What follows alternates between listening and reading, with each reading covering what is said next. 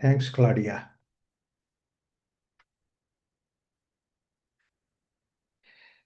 Om Sahana Vavatu Sahanau Bhunaktu Sahaviryam Karavavahai Tejasvinavadhitamastu Ma Vidvishavahai. Om Shanti Shanti Shanti. Namaste to you all. Welcome. Close the door. Uh, See, we saw that the life is the Sanatana Dharma, the life itself is a spiritual journey, spiritual growth. And that's a yoga way of life. That's why Krishna says in Bhagavad Gita, Yoga stha kuru karmani, do the activity in a yoga way. Sangam tyaktva dhananjaya siddhya siddhyo samo bhutva samatvam yoga uchyate. That's the shloka that Krishna gives to Arjuna in Bhagavad Gita. The idea is the Kuru karmani, karmani kuru in a yoga way. And what kind of karma that he's offering Arjuna? It is fighting the war for the chief of the army.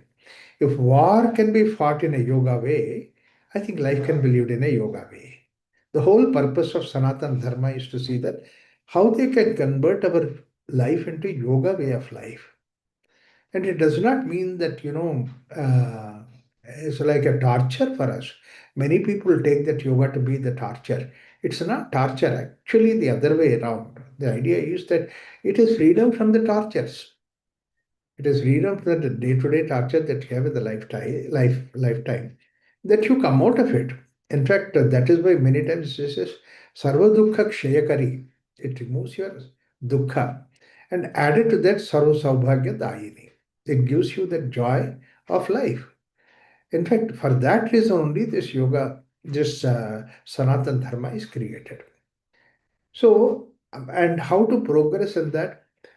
In the all the techniques by which that you go are divided into two different parts traditionally. That Abhyasa Vairagya. Abhyasa is discipline. Vairagya is non-attachment. These are the two things we have read in Yoga Vasishta. It is there in Patanjali Yoga Sutras. It is there. Bhagavad Gita Krishna also talks about it. Yoga Vasishta says Daukramo Chittanashaya. Chittanasha can happen two ways. Bhagavad Gita says that Abhyasena Takanteya Vairagyena se Grihyate. So these two things we should take it this way, basically to come out of suffering, to go towards the happiness, joy. For that, these techniques are suggested, whether it is Patanjali or whether it is Yoga Vasishta, Bhagavad Gita. So, and the same thing that we have been teaching also, generally when we talk about yoga, Abhyasa is a method of discipline and Vairagya is non-attachment. And under the path of Abhyasa, we have given two techniques. That's what is Karma Yoga, Raja Yoga and Karma Yoga. The difference between the Raja Yoga and Karma Yoga is Raja Yoga is specific practices of discipline. Patanjali gives us the Yama, Niyama, Asana, Pranayama. But all those things, once again, it is to come out of dukkha towards the sukha. It's to come out of the suffering towards the Saubhagya. That is the idea that Patanjali gives us. Unfortunately, when people don't understand that, then they think that yoga sadhana is something which is very treacherous, which is very difficult. Same way about this is what general, this is a specific practices, that's what is discipline. But then general activity is there, which is throughout the day. So how to bring about yoga concept in the general activity, that's what is karma yoga. So this is what these two, Raja Yoga and Karma Yoga, fall under the category of Abhyasa. And then Vairagya, use the intellect to see that you develop the Vairagya, or use the emotions to develop the Vairagya. These are the two techniques, Jnana Yoga and Bhakti Yoga. Broadly, these are the four divisions of yoga that is there. Bhagavad Gita also agrees broadly about these four divisions. Vivekananda said, also at the Parliament of World Religions, this you do either by work, worship, philosophy, psychic control. Work means karma yoga, worship is bhakti yoga, Philosophy is Jnana Yoga, psychic control is Raj Yoga. And he also said one or more, all these methods, be free. Idea is that any of the technique is towards the freedom that you go, not to bind us. Be free. That's what is the crux idea of it. Freedom is our own nature. Freedom means mukti or moksha in a classical way when we talk about it. So, in order to go to that state, that these practices of yoga will help us. Now, today when we talk about this, see, 5,000 years ago, 10,000, 5,000 years ago, when we talk about Abhyasa Vairagya, people could connect with that. That discipline was a part of this thing. And I've also explained elaborately how discipline was brought about in this culture in the form of the activities that we do it. And the Vairagya also that. But then there is one small little hitch that is there as it comes to the present day world. The things have changed so much in the world outside that people have confusion about this abhyasa and vairagya. That means to say, vairagya means leave everything and go to sannyasa ashrama, leave everything and go there. This is the way that people have interpreted. And second thing is abhyasa means I'm already having lot of discipline and disciplined life and all those things. And the discipline seem to be like joy killer for me. So therefore that people have mistaken the idea of abhyasa and vairagya in the present day world because either they are not applicable nor or in other sense that there is a different connotation about that and they are not the things which are giving us the problem. Material world is there today, so much materials are there so that you go take the material and go, otherwise you throw it away, that is there. So why do we have to have vairagya? we that is what people talk about it, especially when we say vairagya. The idea of sannyasa ashram when it comes, leave everything, leave the grahastha, and then go out. A lot of people did that also. So therefore, that this concept of vairagya became like a threatening thing in this society. And in fact, many make use of it. The husband says to the wife, "If you are continuing to be like that, I'm going to take vairagya. I'm going to the end." Or another thing, if you go to the Ramakrishna mission three, four, five times every week, then they start really doubting about this. In fact, in my own house, when I was a student, when I first bought the first copy of Bhagavad Gita, immediately the house there was alarm. This man is lost. So therefore, this Vairagya seemed to be giving a wrong connotation. Abhyasa is giving wrong connotation. In fact, the way that you have, the way of life that is there, it gives some rules that early morning you get up and do one, two, three, four. Today with the IT, etc., there is nothing like morning or evening. There is nothing like day and night. People work all the time. In fact, once I was giving this talk in California, then one person questioned me saying that you tell all those things, you ask us to do yoga, this and that and all that. Look at, you see our lifestyle, how much that we are pressed with the tension because early morning, 5 o'clock it starts and then people in India that they are awake and then we have to cater to them. In America that we have catered to them, 24 hours we are working this thing. Where is the question of time to do yoga? Yeah, it's like that. The lifestyle itself has become, now if I say that have a discipline, it becomes difficult for them. So it looks like that Abhyasa Vairagya seem to be activities which the way that we understand, we cannot relate to it. And this probably Shastriji has realized long time ago. When he said that we didn't understand why he proposed a different proposal altogether, other than the Abhyasa and Vairagya, because he was from practical point of view that he was giving us. What are the two things that he has given us? Is one thing is Vistarata and the other is Naidhanyata. That means slowness and expansiveness. See, look at the way that how beautifully that he presented these things. And these two things are also not alien to the Indian culture, Indian philosophy. Way back, the texts have already talked about these two things of the idea of uh, expansiveness and the slowness. Both these things are given.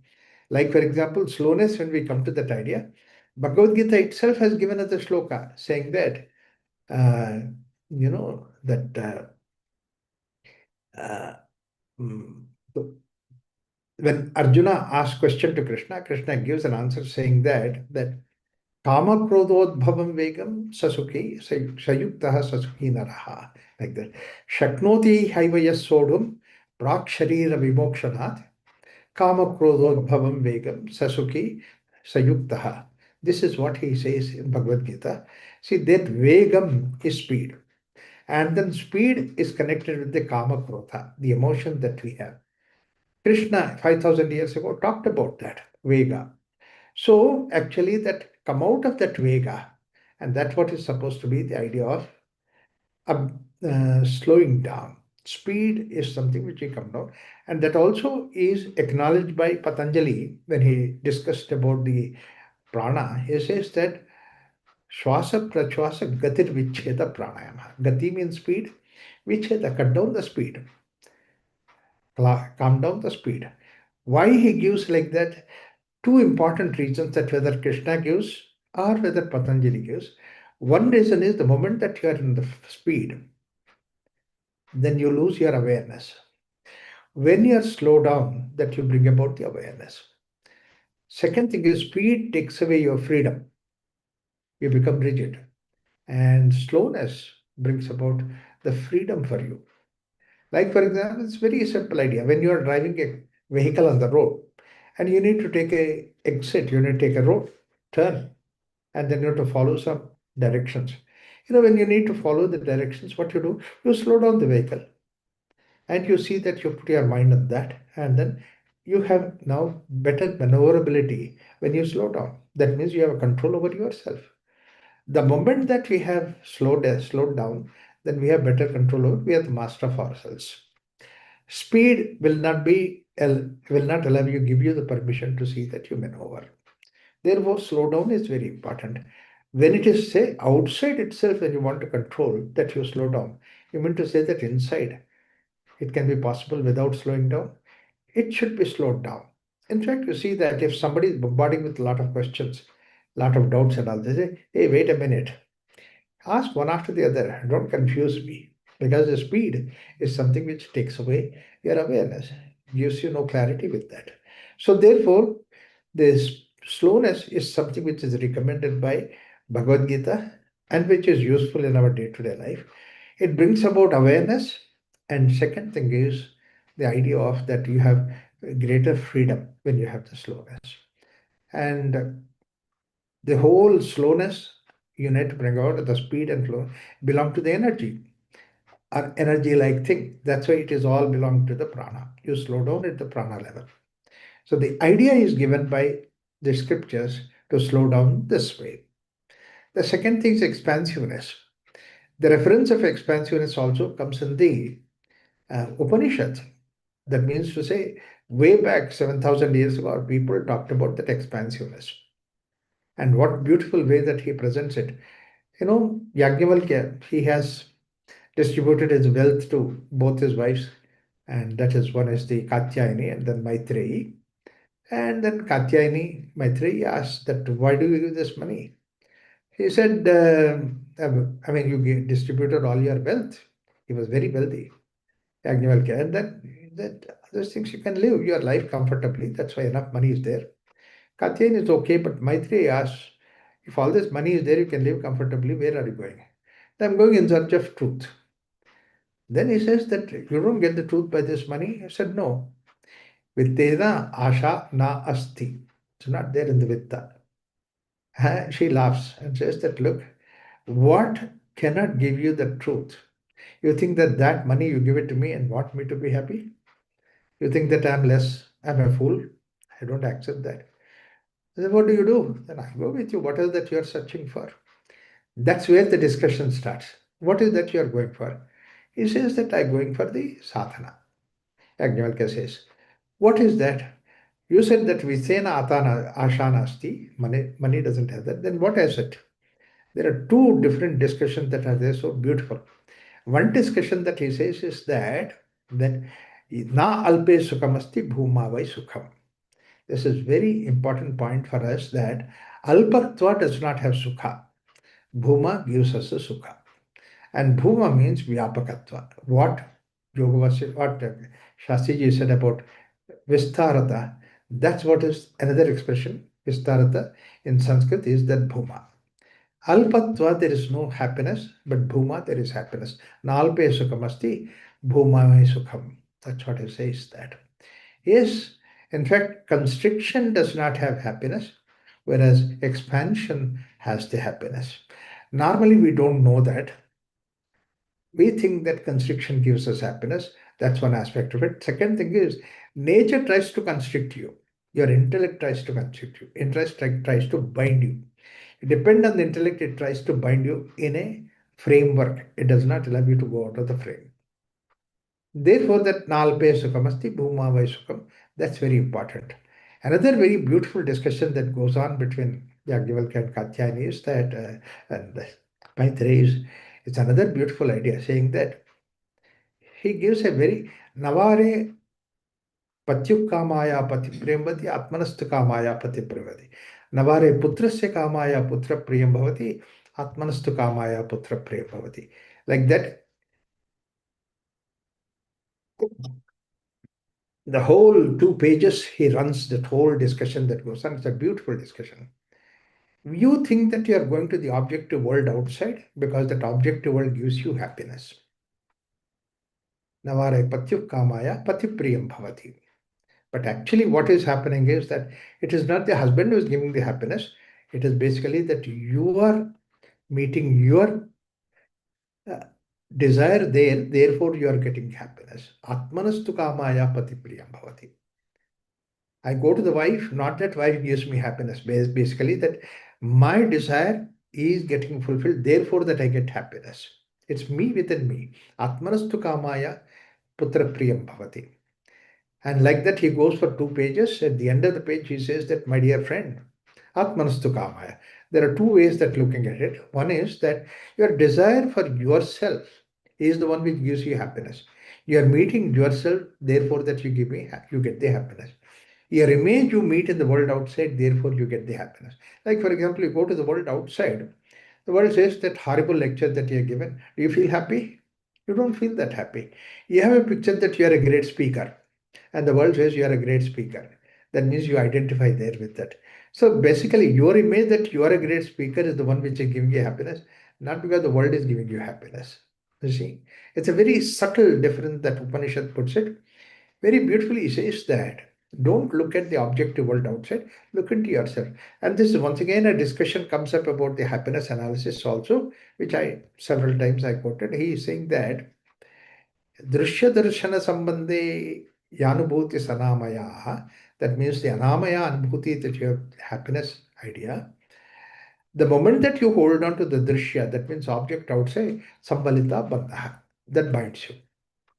That Mukta, Mukti Ruchate. Hold on to the experience of happiness, that's what is Brahmasthiti. Then that makes you to be happy. Tan Mukta Mukti Ruchate. Mukti, you will come out of it. This is one aspect of it. Second thing is that beautifully is said that every other science in the world says that what gives you happiness. Indian philosophy says one thing that object is they appear to be giving you happiness, but don't look at what gives you happiness. Look at what happiness itself is. Hold on to the experience rather than the object. What's the importance of it? The moment I hold on to the object that gives me happiness, you see that this moment that object gives me happiness, next moment the same object will not give me happiness.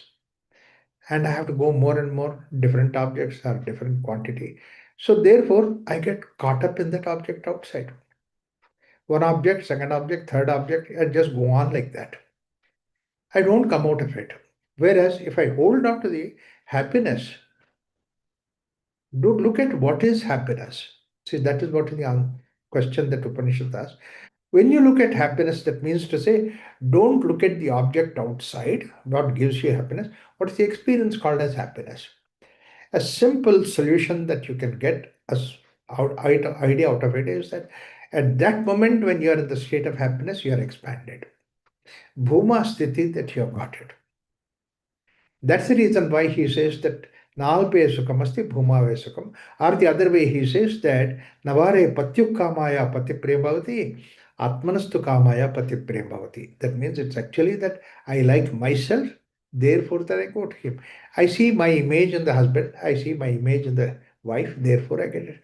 My teacher, I see my image, therefore I get the happiness. Like that, he goes almost 2 pages. Finally, this fellow says, Upanishad says that Navare Vedanam Kamaya Veda Priyam Bhavati Atmanastu Kamaya Veda Priyam. You are leading this Upanishad not because that Upanishad is great, but it can give you solution for you, therefore that you go to that. Atmanastu Kamaya. You're not going to the Upanishad just because that Upanishad is great, but because that you get the happiness, it gives you that solution, therefore that Atmanastu Kamaya. For yourself that you go to the happiness. So that all these things is Atma is very important. All these things Atma is important. And the state of Atma is supposed to be expansiveness. And that is what is called as Vistarata. Now there is one more aspect of Vistarata is that you can't expand it. Vistarata is not something that you expand it. The idea is that whatever that is supposed to be Sankuchitatva, opposite of Vistarata, give it up. We have so many boundaries we have created within us. Give up your boundaries so that Vistarata happens. Vistarata is not the sadhana that we do it. Giving up the Sankuchitattva is the sadhana for Vistarata. Smallness that you give up, na alpe sukhamasti, alpatva you give it up so that you become Vistarata. It's like the way, Birbal's story where he says that without touching the light, without touching the line, make it short line. And then Birbal says, okay, he'll put the long line in front of it so that it becomes short. You don't have to touch a line. The same thing in Ayurveda also says that don't drive the darkness away. Bring in the light, darkness goes away. You bring in the light, make the light to be important, make the Vistarta become important, make the expansiveness become. So this is what is the present day. We can understand that. There are so many occasions where we immediately become Sankuchita. That is, we bound. So this is right, this is not right. This is okay, this is not okay. We become rigid. We become tight on that. This is what is the property of intellect. Intellect holds on to it. Intellect makes that as your hold. And that's what same thing that we can say it as give up. That means the idea called as the earlier that what we said is the idea of vairagya. Give it up. Don't hold it. So I always give that example of a Zen master. He's asking what is meant by attachment and holding this and that. Can you tell me where is that attachment? What is that attachment? Like that he asks Zen master. Zen masters, the type of answering that they do is very weird. So he's just walking in the street in the evening, and then this man is going with him. Now, anyway, walking in the field. So, can you tell me what is that expansive? What is that called as attachment and all those things?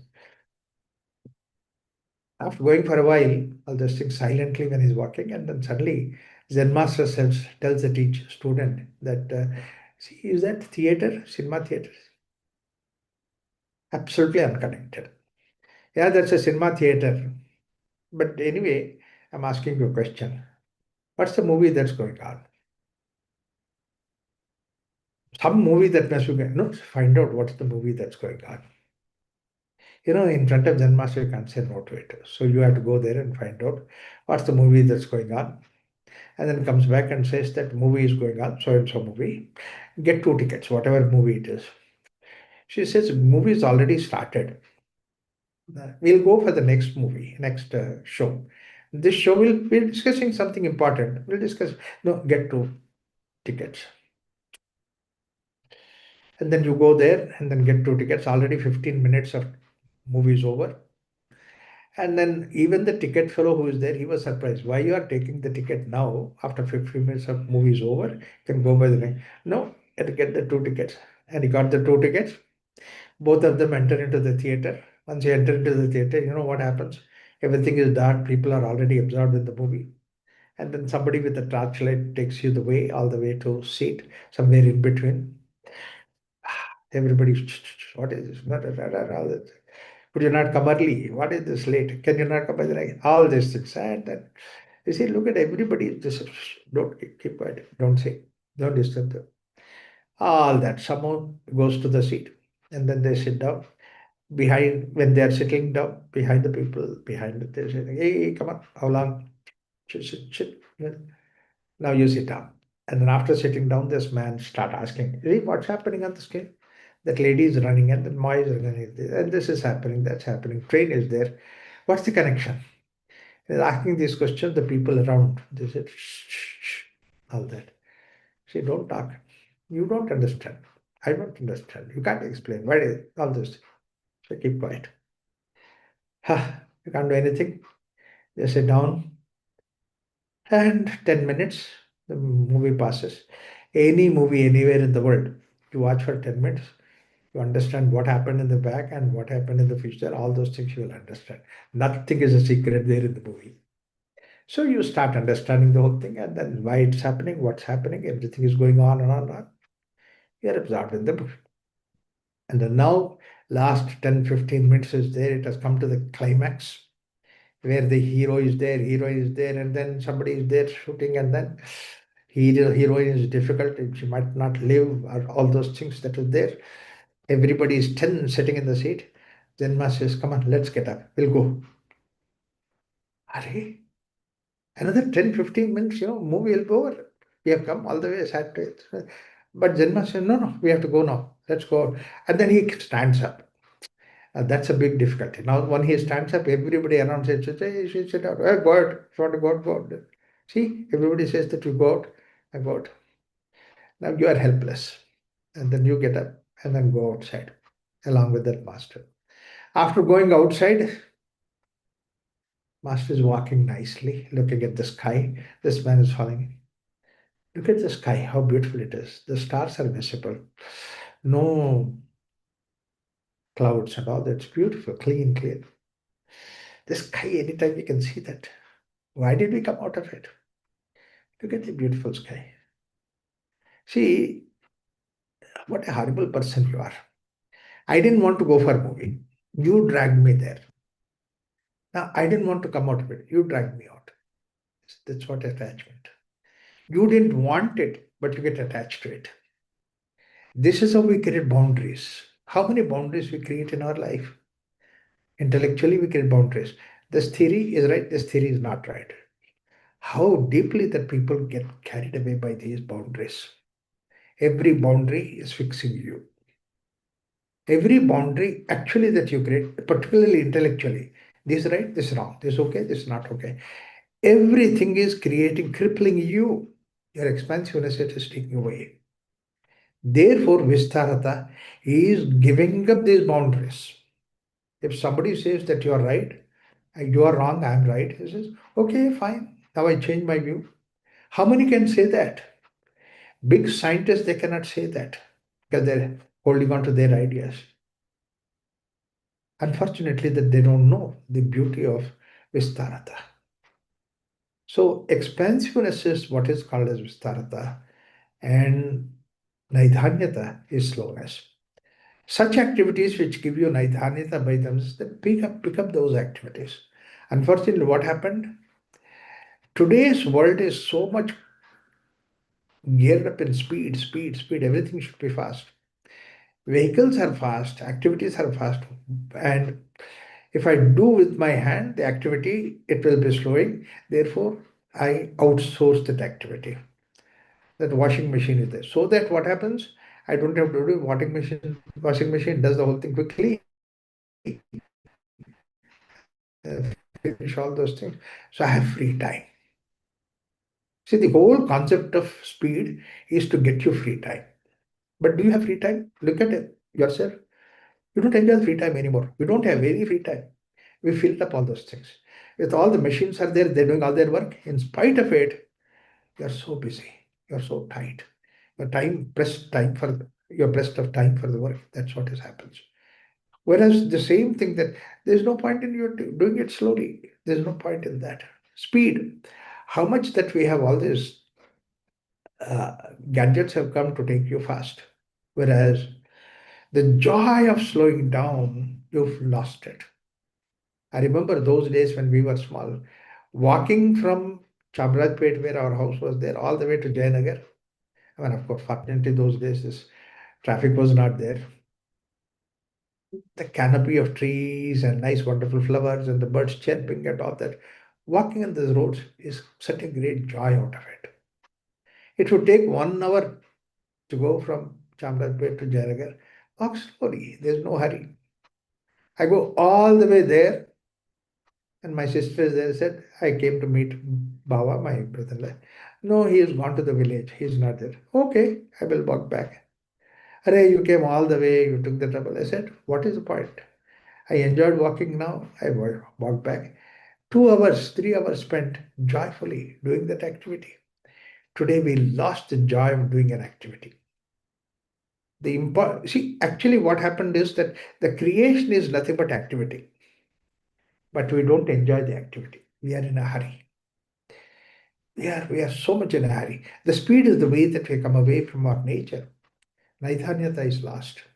Sit down together, eat the food. All that is lost. Today we have everything in the fast food center. Here is a question of slow. So therefore, essentially, that wherever the possible activity is there, can you grab that activity which can slow you down?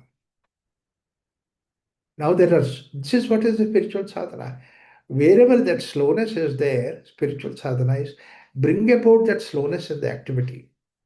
Like for example, a very simple idea that Shastras have given us is that we have all these, at any point of time, 100 thoughts are looming around in the mind and making you mad. Hundreds of thoughts that are going on. Slow down. How do you slow down? Two ways to slow down. One way to slow down is that all the 100 thoughts you put on one side, and you're watching these 100 thoughts, you are an observer, and you observe those 100 thoughts. That means to say, the moment that you put an observer on your mind, and then becomes you're an observer, an observing process, and the object called as the hundreds of thoughts, it immediately slows down. You don't identify yourself with the thought. You don't become one with the thought. Thoughts are going on. And that's what Upanishad suggests very clearly. Pranaschalantu tad dharmaihi kamairva hanyatam manaha ananda buddhi purvatsya namai kinchit pradushyati. The idea of the witness is to see that you are freed from all the attachment of the thoughts, all the speed of the thoughts, you can come out of it. This is one way. Be an observer. Just sit down, watch your mind. Half an hour you sit down, watch your mind. The mind goes hundreds of thoughts. Actually, what happens when you become a observer of the thoughts, you don't identify yourself with the thoughts. Then what happens is that the thoughts also come down because the thoughts are given the nourishment by your presence, your emotions, your involvement. But the moment you free yourself from the thoughts in the form of an observer, then the thoughts do not have the potential to grow. They drop off. At least those thoughts which are unimportant just drop off. You say yourself, saying, why worry about it? I don't have to worry about it. It once brings down. So this is one advantage that you get. You can bring it down by being an observer. Sakshi, uh, the practice of called as the Sakshi Sadhana. And that's what Patanjali Yoga Sutra also says. Sakshi, I mean Yoga Vasya, Sakshi Kevalopamaha. You become alone by becoming Sakshi. Kevala means Brahman. You become one with the Brahman the moment you become Sakshi. Sakshi Kevalopama. And one who is with the Sakshi is that Sthita Prajna, is the person. So he doesn't have it. The second aspect of slowing down is, the thoughts are nothing but an object on which that your mind is mounted. Like for example, bank account and hundreds of thoughts come up about that bank account because that your mind is mounted on that object. The vehicle on which that the mind is functioning is something. Somebody said something and you mount your mind on that particular thing. Somebody said nasty about this. And a whole lot of hundreds of thoughts of accusing him, hating him. And then not only that, it applies every other thing. That fellow walks bad, talks bad, just see things bad. Everything becomes bad.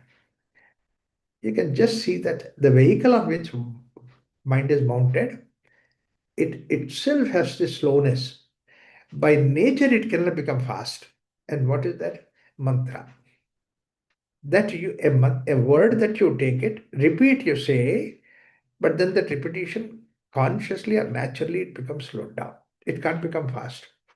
Like a normal course of time, hundreds of thoughts that are there, the same thing, whatever hundreds of thoughts are there, just take one mantra of japa. Like, for example, Om Bhurbhuvatsvaha Tatsaviturvarenyam Bhargo Devasya Dhimahi Dhiyo Yona Prachodayat. You can't be faster than that. However fast that you may be, that one thought that comes now with Om Bhurbhuvatsvaha, 100 other thoughts would have occupied. That means to say you slowed down. Not only that, over a period of time, it further slows down because by nature itself, you don't want to say it, fast, a grinding machine. Okay? Om Bhur Bhuvatsvaha Tat Saviturvarenyam Bhargodi. Start enjoying the music. That means the mind is slowed down. This is what Ramakrishna Paramahamsa said. The thoughts that are there, merge it into mantra. And every mantra merges into Om Pranava. And Pranava merges into silence. How beautifully that you see that the speed you can slow down by mantra. Not only that, they have given further uh, tools for us to slow down the mind. And that is the same mantra that is Om Sri Venkateshwaraya Nama, mantra that you have taken.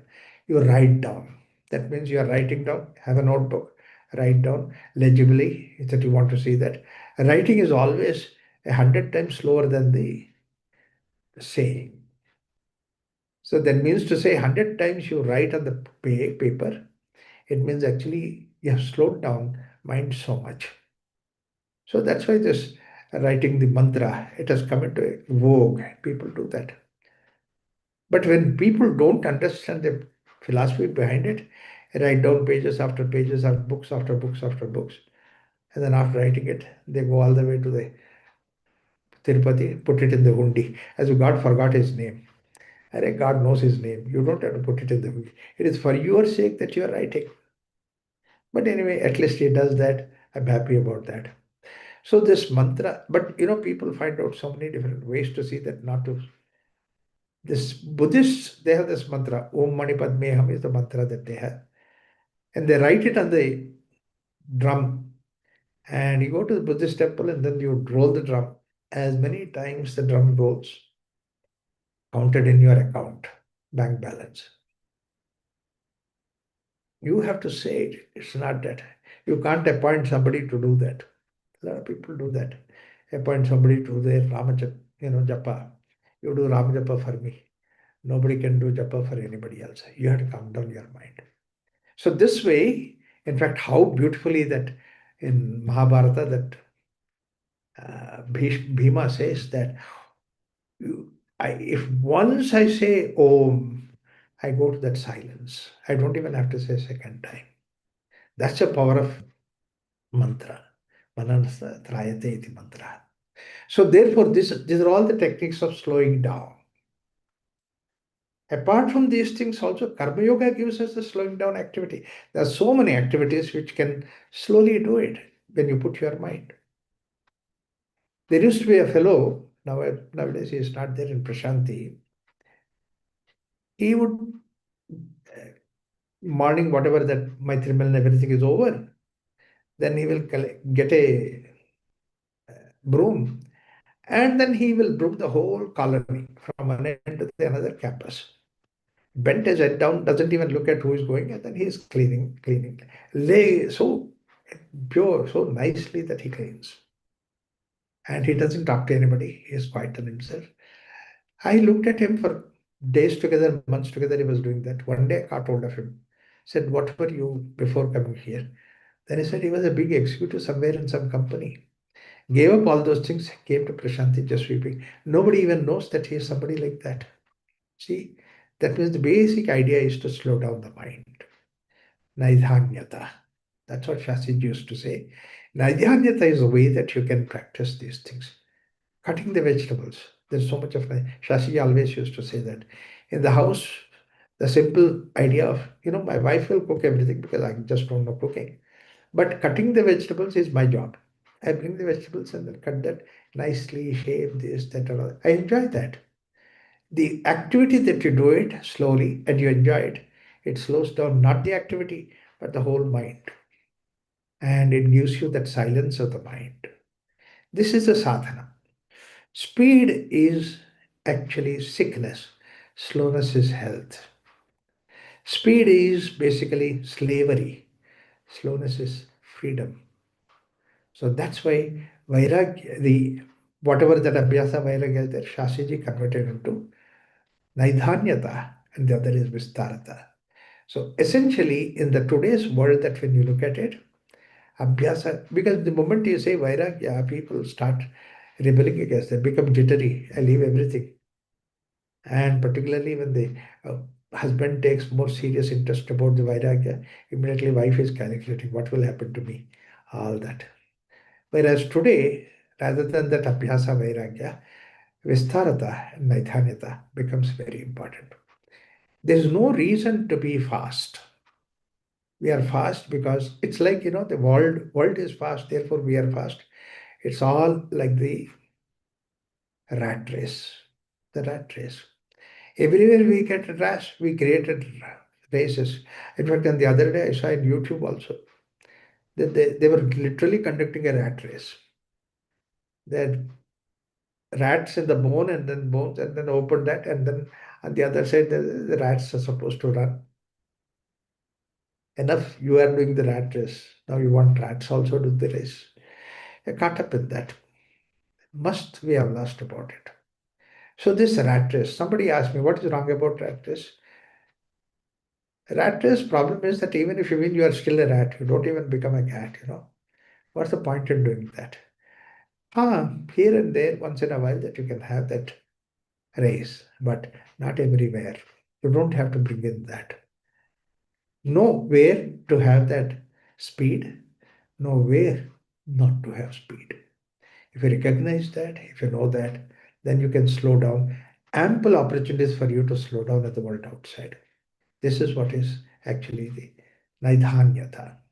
And yoga sadhana is actually Naidhanyata and Vistarata.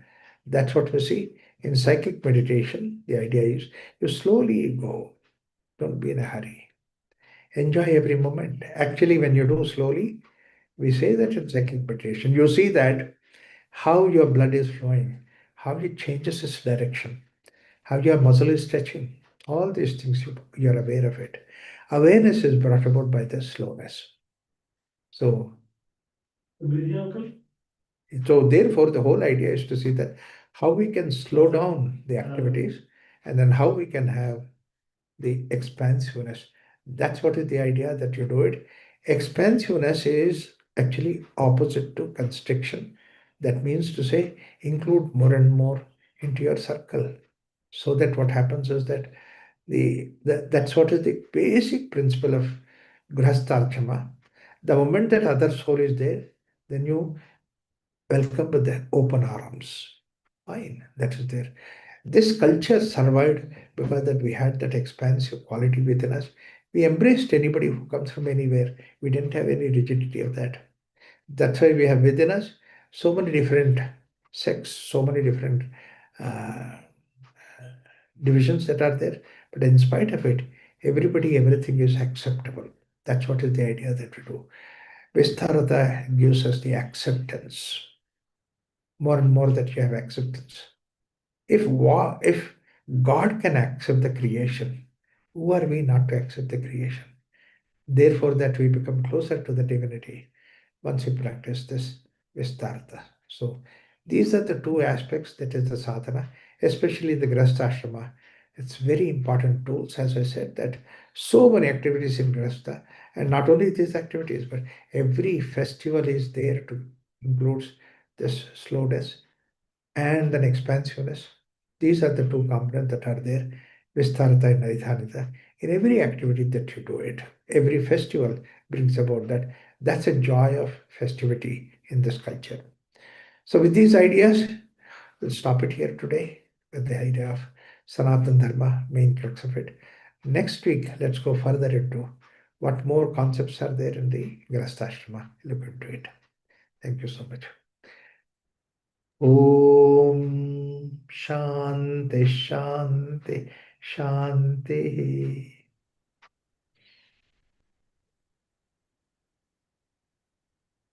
Hmm. Any questions, anyone? Any questions anybody can ask?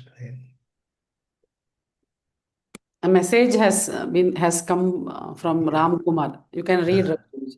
what is that? Uh, Thoughts get nourishment by our involvement. The most profound statement of this morning. Thank you, Raghuramji, for packing a whole lot of wisdom in line. yeah. Thank you, Ram Kumar. That's a very important idea. That is, you nourish the thoughts, nobody else will nourish your thoughts. So, thank you so much. Namaste, Raghuramji. Namaste. My question is, I think I understood, but I want some little explanation from you. Yeah. How to convert daily activities into karma yoga means we need to enjoy the process and we Yes. need to put our mind into that. That's how it is. Her question is how to convert day-to-day activity in a grasthashrama into karma yoga. These are the basic two principles that are there. One thing is in three different ways. One thing is that you just don't exercise your choice, because choice is the one which divides the activities. Work is there, you do it. And when you do it, put the whole personality behind it.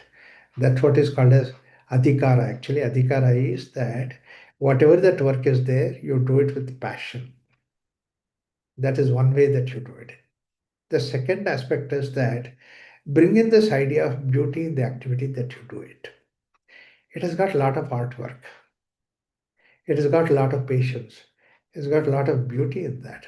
If you start looking at it, even you see, very simple idea Patanjali gives us that in the niyamas, the first niyama is shaucha, cleanliness and orderliness. And second niyama is santosha. Just look at these things. If the things are thrown everywhere, you just come home, organize the things, clean the whole place, put them in the order.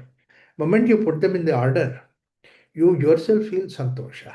You feel that it is something nice. So in the house also it is like that. Everything that is there, you put them in the order, you put them everything in the. It's a discipline that you bring about, but then that brings about such a wonderful joy for us. This is what is that we are looking for in the form of vairagya. I mean, in the form of making the household activity into the form of sadhana. It's such a beautiful thing that we can do it. Normally what people carry is that cleanliness is they um, one thing is that they outsource it. They don't do themselves. We have to learn this culture from the Europeans. See, these 2 days weekend, when I went to Europe and all that, I realized Saturday is not a weekend holiday. Saturday is the day. Right from the morning, 5 o'clock, 6 o'clock, they get up and then clean every bit of the house, every part of the house, everything. So meticulously they do it. And how much they do it is that they sweat for that. In fact, normal work days that they do work that they do it, much more than that they do it, particularly in Europe, because they have to put the firewood and all that collect for the whole week and all that they do it. And everything they do it, such a heavy work that they do it. And by the time that end of the Saturday comes, oh, everything looks so spick and span. Beautiful it looks. So we should enjoy in the activity that we do it. Don't outsource it. When you do it, the joy that you get is something which is extraordinary. And second thing is that slowness.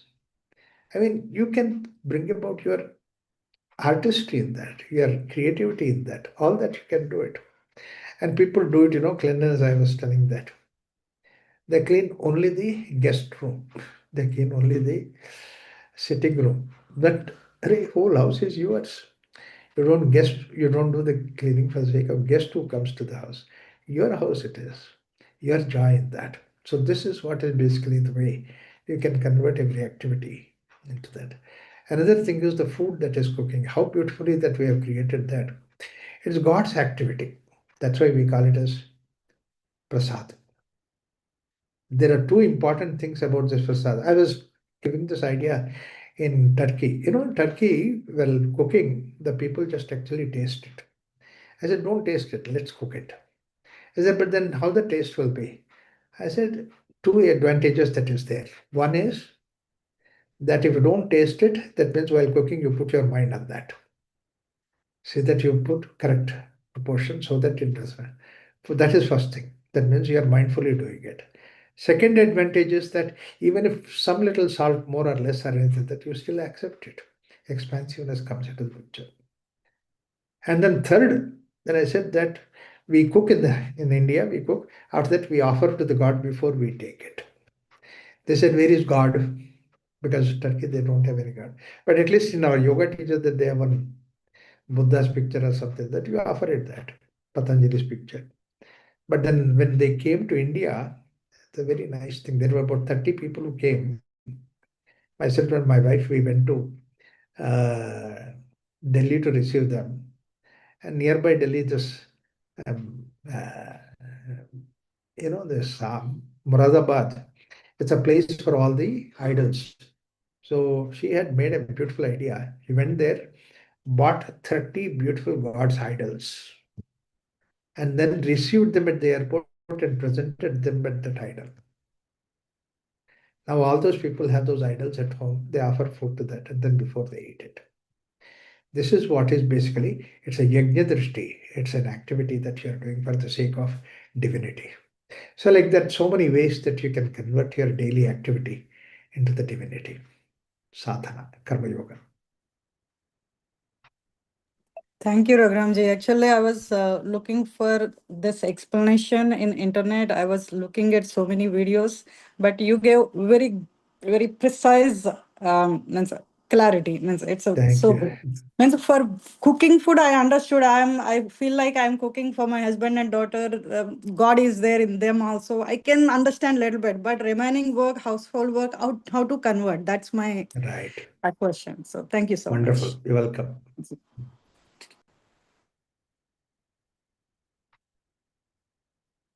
Thank you so much. So we'll Oh, thank you, Raghuramji. Yeah, thanks. meet next week.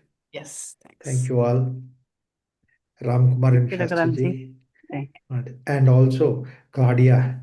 She came all the way, got into that, all the way from Peru. Lima, Peru.